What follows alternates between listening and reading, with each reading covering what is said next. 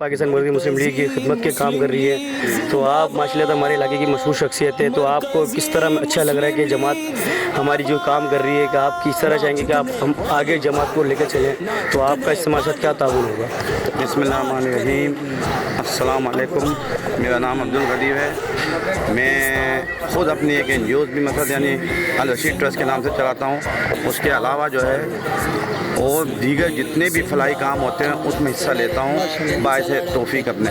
और अपने तौर पे ना मैं किसी से कोई फंड या किसी किस्म की किसी चीज़ से नहीं था, अल्लाह ताला का दिया हुआ कुछ है। और मेरी जो आपको ये देखिए यही कोशिश है लोगों की भलाई हो। यहाँ कई मसाइल इस इलाके के अंदर, सबसे पहला मसला पानी का है। पानी की लाइनें जो है ना, इसके अंदर गटर का पानी आया हुआ था।